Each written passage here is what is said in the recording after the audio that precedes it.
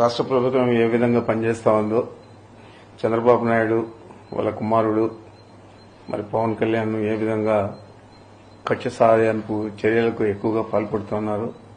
గతంలో కూడా ఇదే మిథున్ రెడ్డిని అప్పుడు ఎంపీగా ఉన్న తరుణంలో ఎయిర్పోర్ట్లో ప్యాసింజర్లందరినీ కూడా ఇంటర్నేషనల్ ప్యాసింజర్లందరినీ కూడా వదిలేసి ఎయిర్ ఇండియా ఫ్లైట్ వెళ్ళిపోతే ఆ ఎయిర్ ఇండియా మేనేజర్ను నిలదీసినందుకు కొట్టాడని చెప్పి తప్పుడు కేసు పెట్టి అప్పుడు కూడా అరెస్ట్ చేశారు.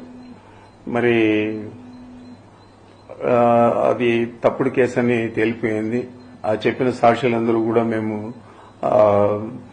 చంద్రబాబు ప్రోద్బలంతో చెప్పాల్సి వచ్చింది అని చెప్పి ఆ రోజు చెప్పారు. అధికారాన్ని అడ్డం పెట్టుకుని చంద్రబాబు ముఖ్యమంత్రిగా ఆ రోజు వ్యవహారం తీరు ఏ విధంగా ప్రజలందరూ కూడా గ్రహించారో మనమంతా కూడా చూశాము. ఇది చంద్రబాబు నాయుడు చేసిన చాలా తప్పుడు కేసును పెట్టి ఒక పార్లమెంట్ సభ్యుడిని ఈ విధంగా వేధించారని చెప్పారు. మరి ఇప్పుడు కూడా అతను అధికారంలోకి వచ్చినప్పటి నుంచి ఇప్పుడు దాకా అనేక కేసులు ల్యాండ్లు అంటాడు, లేకపోతే ఈ తప్పుడు కేసులు అన్ని కూడా మదనపల్లి ఫైల్స్ అంటాడు. ఆ ఫైల్స్ కు నాకు ఏం సంబంధం, ఇప్పటిదాకా సంబంధం లేదని చెప్పి ప్రతి ఒక్కరు కూడా చెప్పారు. ప్రభుత్వం కూడా ఏమీ తేల్చలేకపోయింది. మరి ఇలాంటి తప్పుడు కేసులన్నీ కూడా అనేక రకాల కేసులన్నీ పెట్టి వేధించడం జరుగుతోంది. మరి అనేక రకాలుగా అనేక కేసులన్నీ కూడా మా మీద పెట్టడం జరుగుతోంది.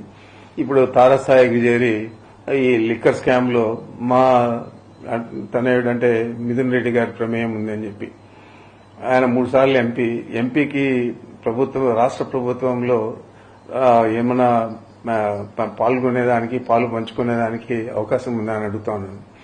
ఏదో జగన్మోహన్ రెడ్డి గారితో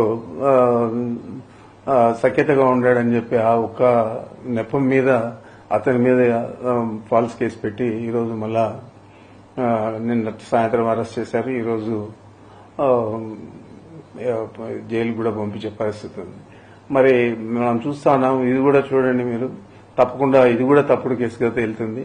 మరి ఇలాంటి తప్పుడు కేసులన్నీ పెట్టి ప్రభుత్వాన్ని నడుపుతూ ప్రతిపక్ష పార్టీలను అదుపులో తీసుకోవాలనే ఒక వేరే ఆలోచన చంద్రబాబు నాయుడు చేస్తున్నాడు. తప్పకుండా దీని పర్యవసానం వచ్చే ఎన్నికల్లో కాదు, ఆయన రాజకీయ జీవితం మీదే ఒక తీరని మచ్చగా ఏర్పడుతుంది అనేది అతను ఆలోచన చేయలేదు. మరి ఎవరైనా రాజకీయాల్లో అంటే మంచి పేరుతో రిటైర్ అయ్యి బాగా పనిచేశాడని అనిపించుకోవాలి. ఆ విధంగా కాకుండా కక్షపూరితంగా విద్రోహ చర్యలకు ప్రభుత్వమే పాల్పడితే ప్రజలు ఎవరికి చెప్పుకోగలుగుతారని చెప్పి నేను అడుగుతున్నాను. ఈరోజు మిథున్ రెడ్డిని అరెస్ట్ చేయడం అనేది ఆయన ఎంపీనా లేకపోతే 3 సార్లు ఎంపీ మళ్ళా లోక్సభలో ఒక పార్టీకి నాయకత్వం వహిస్తా ఉన్నాడు. ఇవన్నీ ఒక పక్కన పెడితే నా కుమారుడుగా నేను చెప్తున్నాను, ఇది కేవలం మా మీదున్న కక్ష, మా మీదున్న విద్వేషం, ఎన్నికల్లో మేము ధీటుగా ఈ జిల్లాలో పనిచేస్తామని చెప్పి ఆలోచన, ఇవన్నీ కలిపి చంద్రబాబు నాయుడు చాలా తీవ్రమైన వ్యతిరేకతతో ఈ చర్యకు పాల్పడినాడు. దీనికి తప్పకుండా ఈ జిల్లా ప్రజలే కాదు రాష్ట్ర ప్రజలు కూడా జవాబు చెప్తారు సమయం వచ్చినప్పుడు.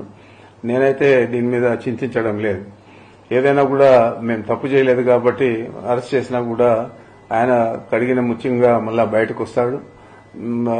రాబోయే ఎన్నికల్లో మీరు ఏ విధంగా ఈ అపవాదులన్నీ కూడా ఈ అపకీర్తిని, మరి ఇట్లా అకృత్యాలను, ఇట్లా దుర్మార్గాలను మీరు ప్రజలకు ఏ విధంగా జవాబు చెప్తారో అనేది మీరు ఆలోచించుకోవాలని చెప్పి చంద్రబాబు చెప్తా ఉన్నా. ఏదేమైనా కూడా వైఎస్ జగన్మోహన్ రెడ్డి గారి నాయకత్వంలో వైఎస్ఆర్ కాంగ్రెస్ పార్టీ స్థిరంగా ఉంది. చాలా పట్టుదలగా ఇప్పుడు ప్రజలందరూ కూడా ఈ పార్టీని గెలిపేయాలని ఆలోచన చేస్తా ఉన్నారు. మనం చూసాము, 3 ఎస్పీలు, డీఐజీ, 2000 మంది పోలీసులను పెట్టి రోడ్లన్నీ కూడా అడ్డపడి కనీసం రైతులను మామిడి రైతులను కలిసేదానికి కూడా అవకాశం లేకుండా చేయాలని ఆలోచన చేస్తే ఏ విధంగా ఒక్క ఉదుపులో కొండలో గుట్టలు ఎక్కి తోటల్లోనూ చెట్లలోనూ అంతా కూడా వచ్చి వేలాది మంది అత్యధికంగా ఎప్పుడు కూడా ఎన్నికల తర్వాత అంత పెద్ద గ్యాదరింగ్ వైఎస్ఆర్ కాంగ్రెస్ పార్టీ కార్యకర్తలు, నాయకులు మామిడి రైతులు ముఖ్యంగా కలిసింది లేదు. ఈ విధంగానే రాబోయే రోజుల్లో ఇంకా ఎక్కువగా వైఎస్ఆర్ కాంగ్రెస్ పార్టీ మీద అభిమానము, ప్రేమ జనాలలో పెరుగుతున్నాయి. కాబట్టి జగన్మోహన్ రెడ్డి గారు చెప్పినవన్నీ చేశాడు. మరి ఈయన చెప్పాడు 143 హామీలు, అదే 6 సూపర్ 6లు ఇవన్నీ కూడా చెప్పారు. మరి ఇవన్నీ ఏదైనా నెరవేర్చాడా అంటే అరకొరగా పెన్షన్లు ఇవ్వడం గాని, అదేవిధంగా ఆ రోజు 50 సంవత్సరాలకే మీ పెన్షన్ వర్తింపజేస్తా అన్నాడు. ఇప్పుడు దాదాపు 5,000 నుంచి 6,000 పెన్షన్లు తీసేశారు. మరి అదేవిధంగా కొంతమందికి ఒక్కొక్క సిలిండర్ ఇచ్చి సర్ది పెట్టేశారు మొదటి సంవత్సరం. మరి ఈ సంవత్సరం ఏం చేస్తారో మనకు తెలియదు. అదేవిధంగా మొన్న తల్లికి వందనం అని చెప్పి ఇచ్చారు. 13,000 చిల్లర కోట్లు కావాల్సి వస్తే కేవలం బడ్జెట్ లో 8,000 చిల్లర పెట్టి ఇచ్చిందేమో 3,000 చిల్లర కోట్లు మాత్రమే ఇచ్చారు. మరి ఇది ప్రజలందరూ కూడా చూస్తా ఉన్నారు, ఇచ్చిన హామీలు నెరవేరుస్తా ఉన్నారా లేదా అని. మరి ఏ విధంగా మీరు ఒక సంవత్సరంలో ఎవరిని కూడా పట్టించుకోకుండా, ఏ హామీలు నెరవేర్చకుండా మహిళలను, రైతులను, పురుషులను, విద్యార్థులను, నిరుద్యోగులను అందరినీ కూడా మోసం చేశారు. మరి ఇదంతా కూడా కప్పిపుచ్చుకోవాలని చెప్పి ఈ లిక్కర్ స్కామ్ అని ఇంకోటని తీసుకొచ్చి ప్రధానమైన పార్టీకి పట్టుకొమ్మలుగా ఉన్న నాయకులందరినీ కూడా మీరు అరెస్ట్ చేసే పరిస్థితులకి దిగజారంటే మీ ప్రభుత్వం పనితీరు ఏ విధంగా ఉందో, మీ పెర్ఫార్మెన్స్ ఏ విధంగా ఉందో, మీరు పార్టీని ఏ విధంగా నడపాలనుకున్నారు, ఒక దుర్మార్గంగా అణచివేత ధోరణిలో నడపాలనుకుంటా ఉన్నారు. మనం చూసాము, చాలా మంది నియంత్రణలంతా కూడా దేశాలు వదిలి పారిపోయిన పరిస్థితులు ఉన్నాయి.